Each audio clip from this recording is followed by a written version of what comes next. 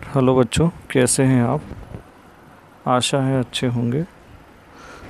तो हम लोग जो है इसके न्यूमेरिकल्स क्वेश्चन देख चुके थे। अब जो है हम ये चैप्टर थर्ड देख रहे हैं, है ना। चैप्टर थर्ड में हम motion in a straight line, है ना, ये देख रहे हैं। तो इसमें की बहुत सारे डेफिनेशन और चीज़ें जो है ये आपको मालूम है ना।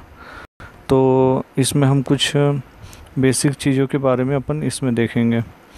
तो motion in a straight line, सबसे पहले अपन देखें मोशन। मोशन तो आपको मालूम है, मोशन मतलब ये है कि कोई भी ऑब्जेक्ट या बॉडी अगर एक जगह से दूसरी जगह में, है ना, अपनी पोजीशन यदि अगर चेंज करती है तो वो कहलाएगा आपका मोशन। ठीक है भाई, ये हो जाएगा। दूसरा चीज़ दी है स्ट्रेट लाइन, यानी कि जो ऑब्जेक्ट या बॉडी है वो कैसे चल रही है, स्ट्रेट लाइन में चल रही है। तो कोई भी ऑब्जेक्ट या बॉडी जो है अगर स्ट्रेट लाइन में चल रही है ना, तब हम ये लेते हैं। स्ट्रेट लाइन का मतलब ये भी होता है वन डायमेंशन। स्ट्रेट मतलब वन डायमेंशन भी हम लेते हैं। वो स्ट्रेट मतलब तो वैसे तो होगा कि भाई किसी भी डायमेंशन में जाए तो वो जो है आपका स्ट्रेट जाए, बट नॉर्मली यहाँ पे स्ट्रेट लाइन का मतलब वन डायमेंशन से ही हम लेते हैं। वन डायमेंशन मतलब 0 टू एक्स कोऑर्डिनेट की ओर। ठीक है भाई, इस चीज़ का ध्यान दें, है ना। तो इस तरीके से हो जाएगा। तो इसमें स्ट्रेट लाइन में हम जो ले रहे हैं, तो कहने का मतलब है इसमें हम एक एक्सिस यानी वन डायमेंशन यूज़ करेंगे। डायमेंशंस आपको मालूम है, वन डायमेंशन, दूसरा होता है आपका टू डायमेंशन, और एक थर्ड हो जाएगा थ्री डायमेंशन। ठीक है, फोर्थ डायमेंशन भी होता है जिसमें टाइम को भी हम मानते हैं, लेकिन हम इसमें फिलहाल वन डायमेंशन मतलब केवल एक एक्सिस, है ना, एक ही एक्सिस एक्स में ले।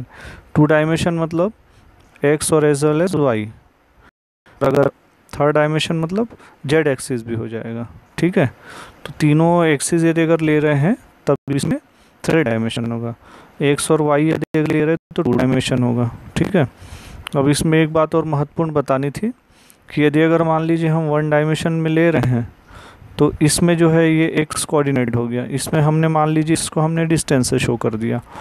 अब इसमें कोऑर्डिनेट के लिए एक वाई डायमेंशन है, तो चूंकि ये डायमेंशन बच जाता है ना, इस वजह से क्या किया जाता है, इसको डिस्टेंस वगैरह या वेलोसिटी इससे शो कर दिया जाता है, और ये वाला जो डायमेंशन बच जाता है इसको टाइम से शो कर दिया जाता है। ठीक है भाई, तो चूंकि वन डायमेंशन में ये कोऑर्डिनेट खाली रहता है, इसलिए इसको जो है हम टाइम के फॉर्म में ले लेते हैं, ये डिस्टेंस लेते हैं। लेकिन अगर टू डायमेंशन अगर हम ले रहे हैं तो उस केस में ये एक्स होगा और ये वाई होगा।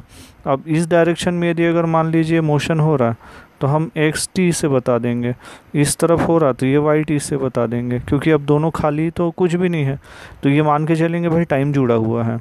और अगर हम थ्री डायमेंशन के हैं तो उस केस में कितना हो जाएगा, आपका एक्स हो गया, वाई और ये जेड हो गया, तो ओ, तो इसमें मान के चलेंगे भाई एक्स टी इधर जुड़ा है, वाई टी इसके साथ जुड़ा हुआ है, और जेड टी इस वाले के साथ जुड़ा हुआ है, यानी टाइम जो है इसके साथ जुड़ा हुआ है। ठीक है, तो ये एक इम्पॉर्टेंट चीज़ है ना। ओके, तो मोशन के जो बहुत सारे एग्जांपल तो आप देखते हैं, है ना। जैसे हम कहेंगे भाई जो साइकिल से हम जाते हैं, है ना, पेड़ों से यदि अगर पत्ते होते हैं, वाटर अगर फ्लो होता है, अर्थ का रोटेशन होता है, यानी हर चीज़, है ना, every object in A universe in A motion. ठीक है भाई, सभी जो है ऑब्जेक्ट ये जो है आपको मोशन में होता है। एक पत्थर जो हमको लग रहा है, मान लो एक स्टोन आप ज़मीन में देख रहे हैं, आपको लगेगा कि ये फिक्स है, लेकिन एक्चुअल में वो फिक्स है क्या, नहीं है, क्योंकि अर्थ जो है वो घूम रही है। तो यदि अगर मान लीजिए हम सन को लेते हैं और अर्थ ऐसे राउंड लगा रही, तो इसका मतलब वो जो है स्टोन भी घूम रहा है, तो मतलब हर चीज़ जो है यूनिवर्स में क्या है, ये मूवमेंट ले रही है।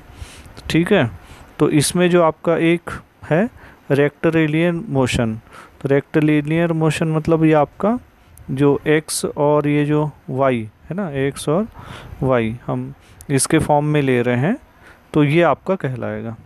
ठीक है भाई, तो इसमें फ़िलहाल जो है हम क्या ले रहे हैं, वन डायमेंशन मोशन।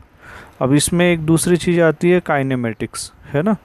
तो काइनेमेटिक्स में हम क्या करते हैं कि जो मोशन होता है किसी ऑब्जेक्ट का, उसके बिना कॉज के, बिना उसके, है ना, कॉज में जाए उसके मोशन की स्टडी करते हैं, ठीक है ना। ये इसके ऊपर ये नहीं, इस वजह से फॉर एग्जांपल अगर मैं ये कह दूँ कि यदि अगर भोपाल से लेकर, है ना, दिल्ली तक का जो है हमको ये डिस्टेंस लेते, तो ये बहुत ज़्यादा होता है। उसके रिस्पेक्ट में यदि अगर एक कार मूव करते हुए जाती है तो उसका साइज़ बहुत ही छोटा होगा, है ना।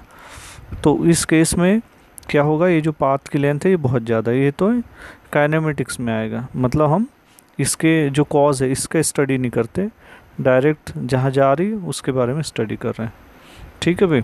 तो इस तरीके से अपन ये देखते हैं इसमें। तो नेक्स्ट वाली चीज़ आती है इसमें, एक और कंसेप्ट आता है और वो रिलेटिव नेचर ऑफ मोशन। तो रिलेटिव मतलब क्या हो जाएगा, रिलेटिव मतलब होता है एक के कंपेयर में दूसरा, ठीक है भाई। तो हर चीज़ एक के कंपेयर में दूसरी चीज़ जो है मूवमेंट कर रही है।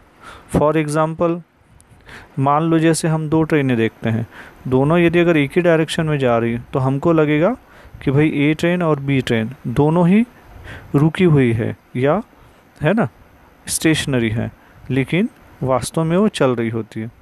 या फिर यदि अगर हम ले कि एक ट्रेन इस डायरेक्शन में जा रही और दूसरी वाली ये रुकी भी है ना, तो हमें लगा कि ये वाली भी चल रही है, जबकि ये स्टेशनरी रहती है, ये वाली चल रही, ठीक है।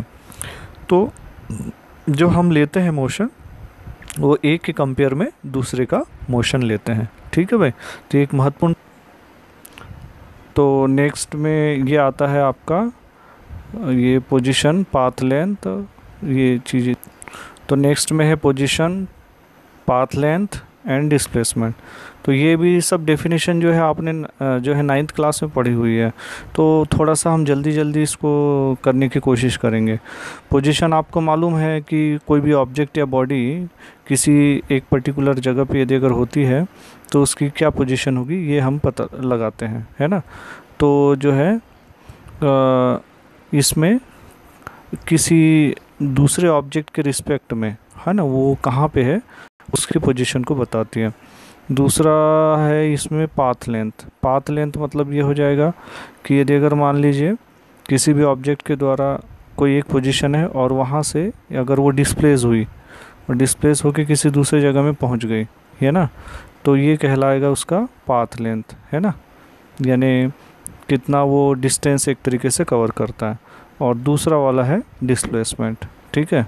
तो डिस्प्लेसमेंट मतलब ये होता है कि शॉर्टेज डिस्टेंस होगा, है ना। तो ये सब चीज़ें आपने पहले पढ़ी हुई है उसमें, ठीक है भाई। तो इसमें जो आपका पहले अपन देख रहे थे रेक्टेंगुलर कोऑर्डिनेट जो सिस्टम है ना। तो रेक्टेंगुलर कोऑर्डिनेट जैसे बताया था आपको एक्स वाई और जेड लेते हैं, और ये अगर 3 डायमेंशन है तो एक्स वाई जेड लेंगे, 2 डायमेंशन है तो एक्स वाई ले लेंगे, है ना, और 1 डायमेंशन है तो स्ट्रेट लाइन में मोशन होगा। अब ये जो तीनों पॉइंट जहाँ पे इंटरेक्शन करेंगे, है ना, तो उसको हम क्या कह देते हैं, रेफरेंस पॉइंट। मतलब ये मान लीजिए एक्स है, वाई है और जेड है, ये ओ पॉइंट ले लिए तो ये रेफरेंस पॉइंट कहलाएगा। तो रेफरेंस पॉइंट के कंपेयर में कोई भी ऑब्जेक्ट जो है कितना मूवमेंट करेगा, है ना, तो उसका वो क्या कहलाएगा, चेंज इन पोजीशन या डिस्प्लेसमेंट। तो ये जो आपका एक्स वाई और जो हम लेते हैं ये कहलाता है आपका फ्रेम ऑफ रेफरेंस, ये कहलाएंगे आपके फ्रेम ऑफ रेफरेंस, ठीक है भाई। तो जो हम फ्रेम ऑफ रेफरेंस में यदि अगर कोई भी ऑब्जेक्ट मूवमेंट करती है तो वो कहलाएगी कि भाई वो ऑब्जेक्ट किसमें, मोशन में, अदरवाइज़ वो रेस्ट में मान के चलेंगे, ठीक है। अब यदि अगर ये तो आपको मैंने बता दिया 1 डायमेंशन 2 डायमेंशन, है ना, ये किस तरीके से होता है, ठीक है। तो description of event depend upon frame of reference, जो हम ये चूज़ करते हैं उसके ऊपर डिपेंड करेगा, ठीक है। हाँ, तो इस तरीके से हमको मिलेगा। अब इसमें फिर से जो मैं आपको एक बात बता रहा था वो फिर से यहाँ दिया हुआ है कि description of event depend upon frame of reference chosen of the description. For example when you say that A car is moving on A road, यदि अगर मान लीजिए एक कार एक रोड पे मूवमेंट कर रही है, तो यदि अगर आप यहाँ से इसको देखेंगे मान लीजिए, तो ये आपको मूवमेंट करते हुए दिखाई देगी, है ना। लेकिन ये जो एक फ्रेम ऑफ रेफरेंस, मान लीजिए एक्स डायरेक्शन हमने इसका फ्रेम ऑफ रेफरेंस माना हुआ है, तो इसमें यदि अगर एक कार मूव कर रही है तो और उसमें यदि अगर कोई पर्सन बैठा हुआ है, ठीक है भाई, तो उस रिस्पेक्ट में इस फ्रेम ऑफ रेफरेंस में ये दोनों के दोनों होंगे, तो ये क्या होगा, ये पर्सन के लिए ये क्या हो गया, ये वास्तव में रेस्ट में हो गया। क्लियर है ना। तो इस तरीके से ये होगा। तो इस तरीके से अपन ये बता सकते हैं। तो फिलहाल इसमें आपका जैसे चैप्टर का नाम है motion in a straight line, तो केवल हम जो है फिलहाल एक्स एक्सिस के लिए ही यहाँ पे लेंगे। ठीक है। तो यहाँ पे जो है दो चीज़ें आती हैं, दो डेफिनेशन जो हम लेते हैं जो महत्वपूर्ण है ना। तो ये दो डेफिनेशन है, ये आपने पहले भी पढ़ी हुई है 9th क्लास में, और ये बहुत इम्पोर्टेंट है। और ये चीज़ थी, कंसेप्ट था पाथ लेंथ या डिस्टेंस का कंसेप्ट, और दूसरा डिस्प्लेसमेंट का, है ना। तो मैं इसको आपको शॉर्ट में बताता हूँ, है ना। ठीक है भाई। तो ये दो कंसेप्ट थे, एक तो था डिस्टेंस और दूसरा था डिस्प्लेसमेंट। तो यदि अगर हम डिस्टेंस की यदि अगर बात करते हैं और डिस्प्लेसमेंट की बात करते हैं, तो ये मैं शॉर्ट में बताऊंगा, आपने पढ़ा हुआ है। डिस्टेंस मतलब ये हो जाएगा जो टोटल पाथ लेंथ लेते हैं अपन, ठीक है ना भाई, टोटल जो पाथ लेंथ हम लेंगे, है ना, इस पर डिपेंड करेगा। वही यदि अगर डिस्प्लेसमेंट की बात करते हैं, है ना, तो डिस्प्लेसमेंट क्या होगा, ये कहलाता आपका फाइनल पोजीशन, है ना, और माइनस हो जाता है इनिशियल पोजीशन, इसके ऊपर डिपेंड करेगा। ठीक है। तो कहने का मतलब ये टोटल पाथ लेंथ है, ये ऐड होगा, ऑलवेज ऐड हो रहा।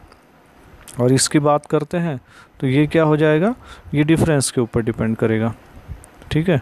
अब ये देकर मान लो जैसे एक पॉइंट ले लिया मैंने, है ना, ओ या ए पॉइंट ले लिया, यहाँ से कोई ऑब्जेक्ट यहाँ पे गई है मान लीजिए, है ना, ए से, है ना।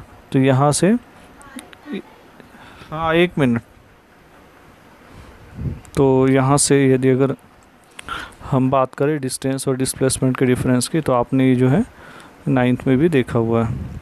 तो ये ऑलवेज ऐड होता है यदि अगर मान लीजिए ओ से कोई ऑब्जेक्ट बॉडी है ए तक आती है ना, तो और फिर ओ से ए से मान लीजिए बी चली जाती है, तो यहाँ से डिस्टेंस x1 कवर किया, फिर यहाँ x2 किया। ठीक है। तो टोटल डिस्टेंस जो अपन लेंगे, है ना, टोटल डिस्टेंस की अगर अपन बात करते हैं तो ये होगा x1 प्लस x2। ठीक है भाई, है ना।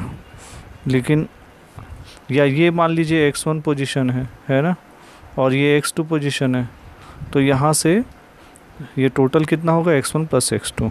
लेकिन ये आपको याद होगा डिस्प्लेसमेंट की यदि अगर बात करें, तो ये यदि अगर यहाँ से मान लीजिए यहाँ से ये पोजीशन तक गई और फिर वापस आ गई, तो इसका डिस्प्लेसमेंट बोलेंगे x2 माइनस x1। तो चूंकि ये पोजीशन वाली x2 वाली भी यहाँ पे x1 पे आ गई, इसलिए डिस्प्लेसमेंट कितना हो गया, 0 होगा। आपको याद होगा, है ना, 9th में आपने देखा हुआ था। ठीक है भाई। तो इस तरीके से मिलेगा। दूसरी बात ये होती है कि जो इनकी यूनिट की अगर हम बात करें डिस्टेंस और डिस्प्लेसमेंट के लिए, तो यूनिट तो इनकी सेम होगी, है ना, मीटर की। तीसरी बात ये आती है कि भाई डिस्टेंस जो है एक जो है स्केलर क्वांटिटी है, और डिस्प्लेसमेंट जो है वो क्या होगा, डिस्प्लेसमेंट अगर हम लेते तो ये वेक्टर क्वांटिटी होती। ठीक है। तो इस तरीके से इनके बीच में पर्याप्त डिफरेंस है। तो ये बहुत इंपॉर्टेंट है। वेक्टर क्वांटिटीज़ वो होती है जो मैग्नीट्यूड और एज वेल एज डायरेक्शन दोनों होता है। ठीक है, magnitude as well as direction. और वही यदि अगर हम इसकी बात करते हैं जो है स्केलर का, स्केलर में केवल क्या होगा, मैग्नीट्यूड होगा, उसमें जो है डायरेक्शन नहीं होता। तो इस तरीके से ये एक इम्पॉर्टेंट कंसेप्ट है, क्योंकि बाद में चल के आप देखेंगे भाई जो डिस्प्लेसमेंट है वो वेलोसिटी है डिस्प्लेसमेंट पे डिपेंड करती है, और जो एक्सेलरेशन है वो वेलोसिटी पे डिपेंड करता है, इसलिए ये बहुत इम्पॉर्टेंट कंसेप्ट है। ठीक है। तो ये आपने पहले इसके एग्जांपल भी देखे होंगे, एक आध एग्जांपल और मैं आपको बता देता हूँ। फॉर एग्ज़ाम्पल मान लीजिए कोई पर्सन है, एक बॉय है, वो से एक ए पॉइंट से गया मान लीजिए बी, यहाँ इसने 10 मीटर चला, फिर बाद में मान लीजिए बी से ये चला गया सी, यहाँ भी ये 10 मीटर चला, और फिर मान लीजिए बी से यहाँ सी चला गया, यहाँ भी 10 मीटर चला। अब इसके द्वारा कितना डिस्टेंस कवर किया जाएगा और कितना डिस्प्लेसमेंट। तो डिस्टेंस के लिए तो आपको अभी बताया आपको कि भाई उसको केवल ऐड करना है। तो डिस्टेंस के ऐड के लिए यहाँ देखिए ये 10 मीटर, ये 10 मीटर और ये भी 10 मीटर, हम सबको ऐड कर देते हैं, ठीक है भाई। तो ये कितना हो जाएगा, 30 मीटर होगा। तो वही यदि अगर मैं डिस्प्लेसमेंट की बात यदि अगर करूँगा तो क्या होगा, हमें मालूम है final position minus initial position. तो फाइनल पोजीशन तो हो गई ये, इनिशियल पोजीशन ये है, तो क्या इसके लिए क्या करना पड़ेगा, इसको ऐसा ज्वाइन करना पड़ेगा, ठीक है भाई। अब ये वाले को भी हम इसको मिला देते हैं ऐसा, तो ये कितना हो गया, ये भी 10 हो गया, और ये आपका 10 था और ये भी इसके सामने का है तो ये भी 10 है। तो कहने का मतलब एक ट्रायंगल हमें मिल जाएगा ए, और मान लीजिए इसको बी सी बोल दिया, ए बी सी, एक राइट एंगल ट्रायंगल हो जाएगा, ठीक है। और ट्रायंगल ए बी सी में ये जो है ये राइट एंगल हो जाएगा, तो ये हो जाएगा एक आर्म्स 20 और ये 10, तो ये वाला हमें निकालना पड़ेगा। तो इस तरीके से ये शॉर्टेज डिस्टेंस निकलेगा। ये शॉर्टेज डिस्टेंस जो है ये 30 से कम होगा। इसलिए हमेशा ये भी बोला जाता है कि डिस्प्लेसमेंट या तो उसके बराबर होगा, या डिस्प्लेसमेंट जो है हमेशा डिस्टेंस से क्या होगा, हमेशा कम होगा। एक ये बहुत ही इम्पॉर्टेंट पॉइंट है, ठीक है भाई। तो हम कुछ और टर्म्स के ऊपर और ग्राफ के ऊपर आते हैं। एक टर्म्स जो आपकी आती है ये यूनिफॉर्म मोशन की। यूनिफॉर्म मोशन पढ़ा है आपने 9th क्लास में भी, कि कोई भी ऑब्जेक्ट के द्वारा सेम टाइम इंटरवल में सेम डिस्टेंस यदि अगर कवर किया जाता है तो वो यूनिफॉर्म मोशन में आता है। यूनिफॉर्म मोशन में जो ग्राफ मिलता है हमको स्ट्रेट लाइन मिलता है। तो आप देख रहे हैं ये जो है स्ट्रेट लाइन ग्राफ मिलते हैं। आपने इक्वेशन ऑफ मोशन 3 निकाले थे, वो इसी वाले ग्राफ से निकाले। और ये डिस्टेंस टाइम ग्राफ है ना, ये डिस्टेंस हो गया और ये टाइम है, इसके बीच का ये ग्राफ है, ठीक है। दूसरा वाला भी ये डिस्टेंस और टाइम ग्राफ ही है, और इसमें आप देख रहे हैं कि जो है ये तो स्ट्रेट लाइन तो मिल रही है, बट ये क्या हो रही है, पैरेलल टू टाइम एक्सिस। तो इस केस वाले में भी आपका क्या होगा, ये भी जो है कांस्टेंट वेलोसिटी को बताता है। ये वाले में कांस्टेंट वेलोसिटी यहाँ पे कांस्टेंट है, यानी कि टाइम जो है आगे बढ़ता जाता है, लेकिन जो डिस्टेंस कवर हो रहा है ना, डिस्टेंस तो ज़्यादा मिल जाएगा हमको, या ये कहे कि जिसमें डिस्टेंस कांस्टेंट हो रहा है ना, यानी उतना ही कवर कर रहा है, समय आगे बढ़ते जा रहा लेकिन डिस्टेंस उतना ही कवर हो रहा है हर बार। तो ऐसा भी जो ग्राफ आपको मिलेगा ये भी कांस्टेंट वेलोसिटी के लिए मिलेगा, बट ये पैरेलल टू टाइम एक्सिस हो जाएगा, ठीक है। तो ये वाला जो लिया है ये स्टेशनरी ऑब्जेक्ट के लिए लिया है ना। अगर ये मान लीजिए वेलोसिटी टाइम ग्राफ होता तब ये कहलाता कि वेलोसिटी कांस्टेंट है। इसमें क्या लिया है, स्टेशनरी ऑब्जेक्ट है ना, यानी पोजीशन उसकी वही की वही है, कोई परिवर्तन नहीं हुआ, तो भी ऐसा ग्राफ मिल रहा है इसमें, ठीक है ना। उसके बाद वाला एक और ये जो ग्राफ दिया हुआ है, ये ग्राफ वाले में क्या हो रहा है, ये भी डिस्टेंस और टाइम के बीच में ग्राफ है ना। और इसमें क्या हो रहा है कि जो कार है उसकी इनिशियली जो है स्पीड कम है ना, बाद में उसकी स्पीड बढ़ गई है तो उसके द्वारा ज़्यादा डिस्टेंस कवर किया जा रहा है। शुरू में मान लीजिए 0 से 2, 4, 6 तक ये 8 सेकंड तक ये जो है कम डिस्टेंस कवर किया था, बाद में इसके द्वारा डिस्टेंस बहुत ज़्यादा कवर किया जा रहा है, ठीक है भाई, है ना। नेक्स्ट कंसेप्ट आपका आता है एवरेज वेलोसिटी और एवरेज स्पीड का। तो पहले अपन एवरेज स्पीड पे ही बात करते हैं। एवरेज स्पीड भी आपने पढ़ी हुई है। तो एवरेज स्पीड आपने क्या देखा था कि भाई जो टोटल डिस्टेंस होगा और बाय जो टोटल टाइम होगा, ठीक है, तो ये कहलाएगा आपका एवरेज स्पीड, ठीक है। तो आपको तो बताया स्पीड वाले में, अगर हम बात करें स्पीड की, तो स्पीड को तो आपको मालूम है, स्पीड कहलाता है the rate of change of, है ना, डिस्टेंस, ये कह सकते हैं अपन। या जो पर्टिकुलर टाइम जो दिया गया उसमें कितना डिस्टेंस कवर करेगा। अब अगर हम एवरेज स्पीड की बात करें तो टोटल डिस्टेंस जोड़ देंगे और साथ में टोटल टाइम ले लेंगे। तो मान लीजिए जैसे x1 कवर करने में है ना डिस्टेंस और x2 कवर करने में कुछ टाइम लगता है, मान लीजिए t1 प्लस t2 टाइम है, तो ये दोनों को हम ऐड कर देंगे और साथ में टाइम को डिवाइड कर देंगे, ये हमारा एवरेज स्पीड निकल जाएगा। ठीक है भाई। लेकिन वही यदि अगर हम एवरेज जो है वेलोसिटी की अगर बात करते तो एवरेज वेलोसिटी क्या होगा, वेलोसिटी आपको मालूम है हमेशा ये डिफरेंस पे डिपेंड करता है ना। तो वेलोसिटी क्या होता है, फाइनल पोजीशन, और माइनस क्या होता है, इनिशियल पोजीशन। ठीक है भाई, और बाय टाइम हो जाएगा। तो कहने का मतलब फाइनल पोजीशन x2 होगी, इनिशियल पोजीशन x1 होगा, और टाइम क्या होगा t2 माइनस t1। तो इनके ऊपर डिपेंड करेगा। ठीक है, तो क्लियर है।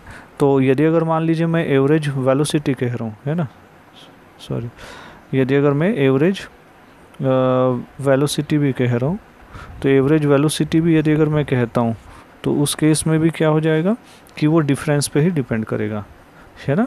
यहाँ पे जो पोजीशन हो जाती है, क्योंकि जो वेलोसिटी मतलब ही डिफरेंस होगा, तो एवरेज का मतलब ये नहीं है कि भाई जो है जो x2 प्लस x1 कर दिया जाएगा, इसको टोटल डिस्प्लेसमेंट बोलेंगे, और टोटल डिस्प्लेसमेंट फिर से दोनों के डिफरेंस पे ही डिपेंड करेगा।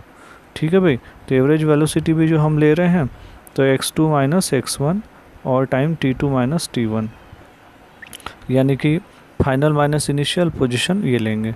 तो यानी इसको डिफरेंस को डेल x से भी बता सकते हैं और ये डेल t से भी, इस तरीके से हम इसको बता सकते हैं।